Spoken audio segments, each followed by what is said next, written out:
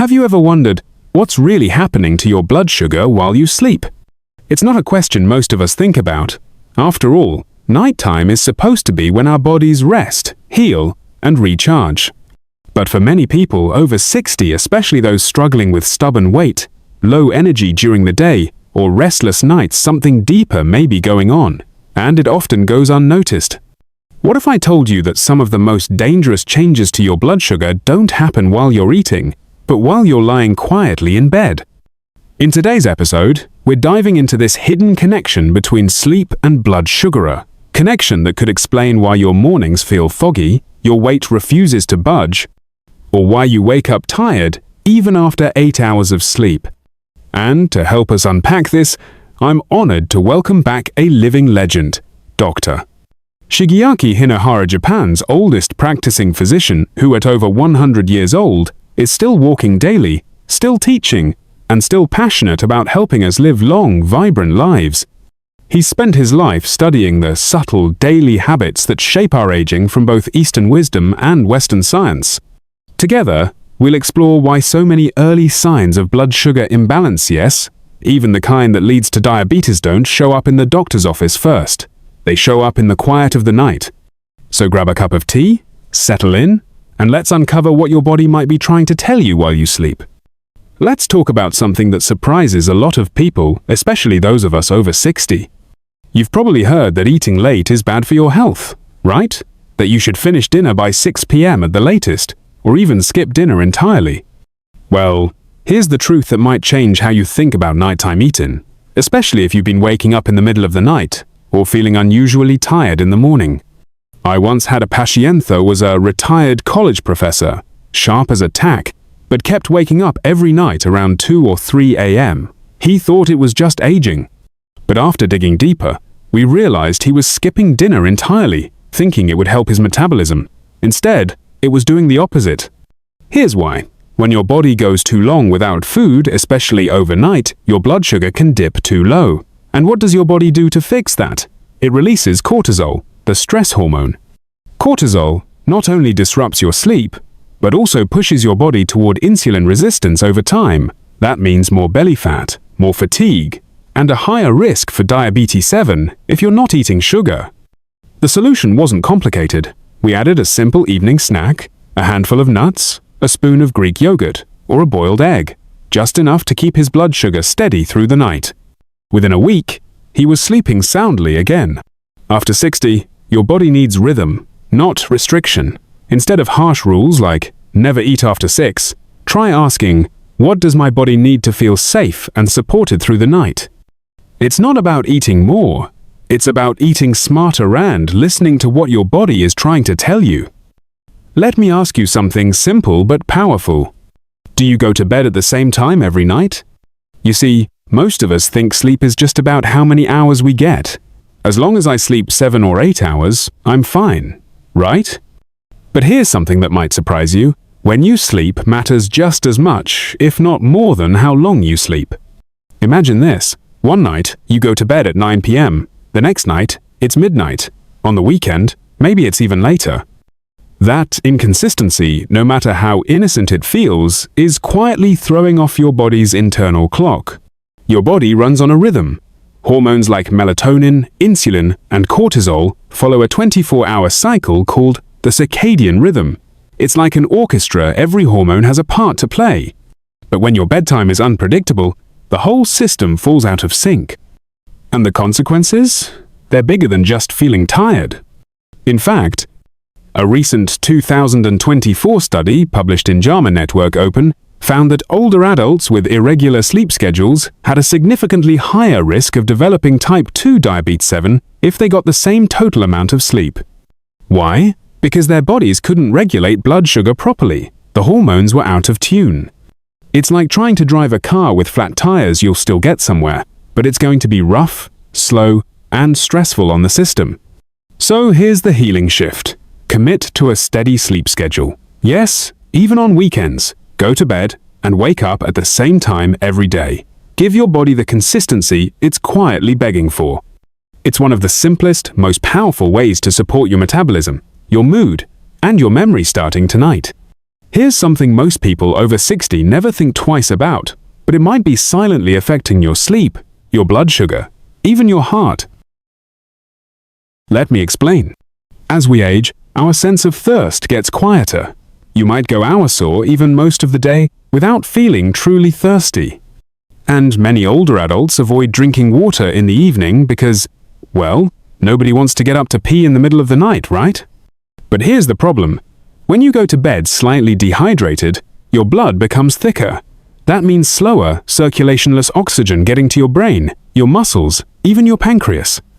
And that has a direct impact on how your body responds to insulin.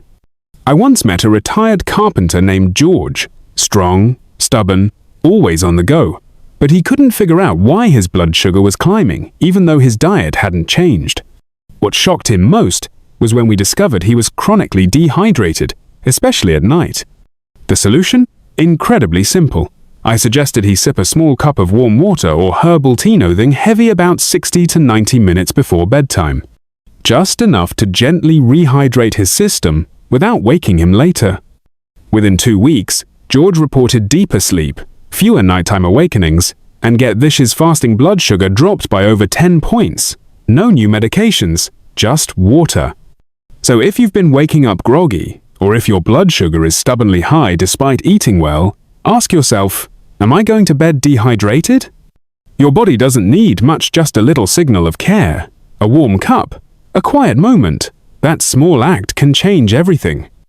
Let me ask you something gently. What's the last thing you look at before closing your eyes at night? For many of us, it's a screen. A quick scroll through the news, one last email, maybe just a few videos to help unwind. Seems harmless, right? But here's the truth. Your phone, your tablet, your TV, they all give off something invisible, yet powerful, blue light, and that light is sending the wrong message to your brain. You see, your body relies on a natural rhythm to know when it's time to rest. As the sun goes down, your brain begins producing melatonin, the hormone that tells your body it's time to sleep. But blue light? It blocks that signal. It tricks your brain into thinking it's still daytime. And without melatonin, your sleep gets lighter, shorter, and more fragmented. But here's something even more surprising. Melatonin does more than help you sleep. It also helps your body regulate blood sugar. In a study from Harvard, participants exposed to bright light just 1 hour before bedtime had significantly reduced insulin sensitivity the next morning. That means your body can't process sugar as efficiently, raising your risk for prediabetes, or worse, all from checking a screen. So what can you do? Start small. Try turning off screens 1 hour before bed. Dim the lights, read a paperback book, listen to soft music or a calming podcast. Let your body unwind the way nature intended. Your brain, your sleep, and your blood sugar will thank you every single night. Because the healing power of rest starts with the light you allow into your life. Let me ask you this. What's running through your mind as your head hits the pillow? If you're like many of us, it's not peace or quiet. It's worry. It's the news. It's that email you just had to check one last time. And without even realizing it, you've invited stress to sleep beside you. Here's why that matters, especially as we get older. When your mind is racing before bed, your body produces more cortisol, stress hormone. And cortisol does more than just keep you tense. It tells your body, stay alert, when it should be preparing to rest. It also raises your blood sugar, sometimes even higher than the food you ate that day. That means, even if you're eating all the right things, stress can undo your efforts. I remember a retired teacher named Diana, smart, kind, disciplined. Her diet was spotless, her routine steady, but her blood sugar kept creeping up. The cause? A nightly habit of doom scrolling through the news and checking work emails she no longer needed to worry about. We made one small change. Instead of looking at screens before bed, Diane started writing in a journal, doing gentle stretches, and playing soft music, her own bedtime ritual. 2 weeks later, her sleep was deeper, her mood brighter, and yes, her blood sugar was finally back in range. Because the body, just like a child, needs a gentle wind down. You wouldn't put a baby to bed right after watching the news, would you? So why do it to yourself? Tonight, Give yourself permission to let go, breathe, reflect, soothe your mind before you sleep. Not just for better rest, but for better health, from the inside out. Let me share a quiet truth with you, one that often goes unnoticed in the soft moments after dinner. For many older adults, those evening hours are for winding down, watching a favorite show, flipping through a book, or simply resting in a cozy chair. And while that sounds peaceful, and it is, there's a hidden cost when we stay still too long before bed. You see, our muscles are like little engines, hungry for glucose, the sugar in our blood. But when we stay seated for hours, those engines slow down. The result? Our body becomes less sensitive to insulin. That means it struggles to clear sugar from the blood, especially during the night. And by morning, blood sugar is higher, sometimes much higher than expected. But here's the hopeful part. A simple 10 to 15-minute walk after dinner can make a big difference. A recent study found that light activity in the evening, not running, not sweating, just a relaxed stroll, helped lower morning blood sugar significantly. Even better, it supported deeper sleep, reduced anxiety, and eased digestion. I know a gentleman named Frank, 72 years old, who used to struggle with restless sleep and morning sugar spikes. One evening, instead of heading straight to his recliner, he stepped outside. He walked around his garden. Just once, barefoot, in the grass. Now, it's his nightly ritual. He says it's the best medicine he never had to buy. So tonight, after dinner, before the couch calls your name tree, take a gentle walk, stretch your arms, do a few calming yoga poses. Move not to burn calories, but to help your body rest. Because sometimes, the smallest steps lead to the biggest healing. Let me tell you something that might surprise you. Sometimes a better night's sleep starts with what you do in the morning. You see, many older adults spend their mornings indoors, maybe sipping coffee in the kitchen or watching television with the curtains still drawn. It feels peaceful, yes, but without knowing it, your body is missing something essential. Natural sunlight. Morning light is like nature's gentle alarm clock. It tells your brain, wake up, it's daytime. It resets your circadian rhythm, your internal clock, and helps regulate melatonin, the hormone that makes you sleepy at night. But without that signal, your body gets confused. It doesn't know when to feel awake or when to rest. The result? Poor sleep and blood sugar that refuses to behave overnight. I once spoke with a retired musician named Paul. He was sleeping poorly and waking up groggy even after a full night's rest. The problem? He didn't open his curtains until noon. So we tried something simple. Every morning, Paul started stepping outside with his coffee. Just 15 minutes in the morning, light, no sunglasses, just his face to the sun. Within a week, his energy improved. His sleep deepened. His blood sugar levels evened out. It's not magic, it's sunlight. Free, powerful, and often forgotten.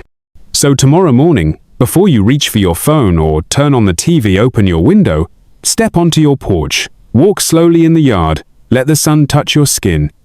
It's one of the kindest gifts you can give your body. To sleep better, live brighter, and heal more deeply one morning at a time. Here's something gentle, but powerful. I'd like you to remember, your body is always listening, especially at night.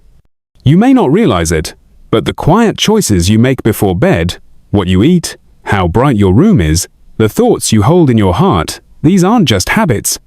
They are messages. Messages your body hears and responds to, long after you close your eyes.